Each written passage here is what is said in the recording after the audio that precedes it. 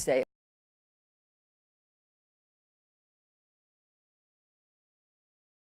Another man, Ian Grillo, was also shot trying to stop the shooter. The FBI is investigating this as a potential hate crime. Ian Grillo joins us now from his hospital, along with his doctor, Lee Norman. Gentlemen, thank you so much for taking time to be here. Ian, we know that you're still recovering. We see you with your bandages and your splint still on. Can you just take us back through those moments? You were minding your own business at a bar. You were watching the Kansas game on TV, and then what happened? We were sitting there, like you said, just watching the game and enjoying ourselves, having a few cold beers, just hanging out, catching up. And a gentleman came in, ordered out of the bar, and he proceeded to come back about 20 to 30 minutes later. And that's when everything kind of changed. He opened fire, and it definitely was a life-changing event. It was. Should never be the same. Yeah, I mean, obviously for everybody, you included. What was it about this gunman that got your attention and that got the attention of the bouncer that sent him away? What was he saying? Well, honestly, I honestly didn't hear too much of what he was saying. I just saw these gentlemen that I had met up there a few times, and every time I was up there and seen them, and always try to make them laugh, and vice versa. They try to make me laugh, say hey, and they seemed a little distraught about the situation. So I went up and tried to help them out and get the gentleman out of there. And then when he came back, it was all a little different. Yeah. So it was just still a little hard to talk about sometimes on it all, but.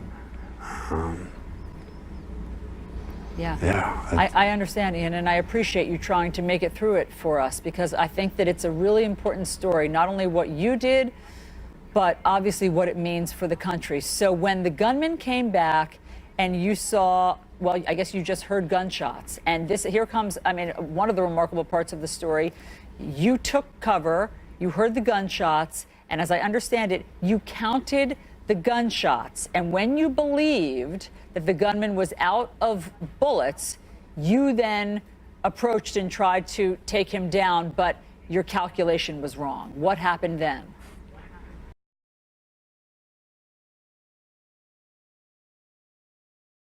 Obviously, like you had said, that's when he had turned on me and fired upon me. And honestly, it's kind of been a little bit of a blur with everything.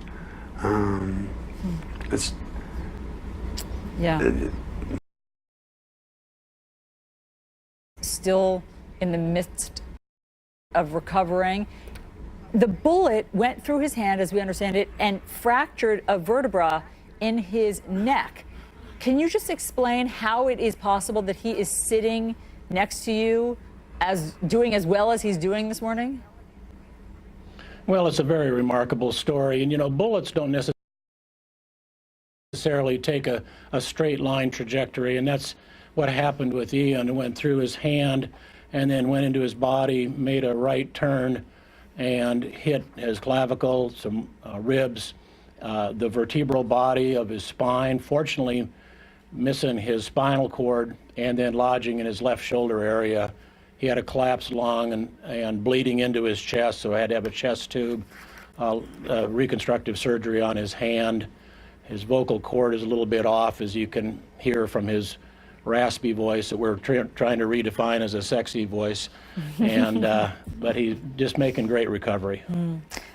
Ian, the Kansas City Star editorial is calling for President Trump to speak out about this tonight at his address before Congress. I mean, they want him to talk about how these two Indian men, the guys that you describe as just being, you know, friendly guys in a bar, were targeted by this gunman because he believed them to be Middle Eastern. Do you want to hear President Trump say something tonight?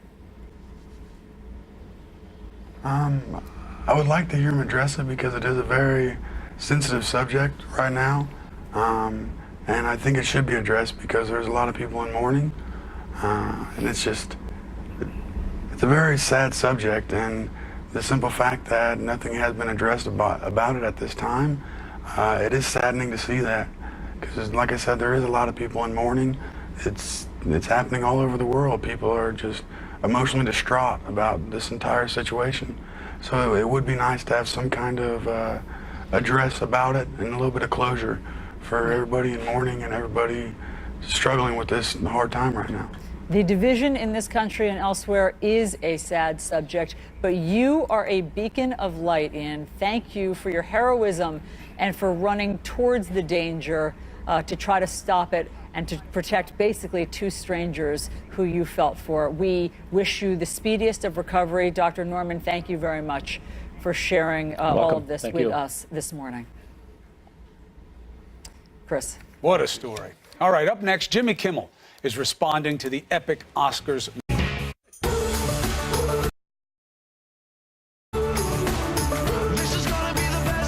Today's Best Western is more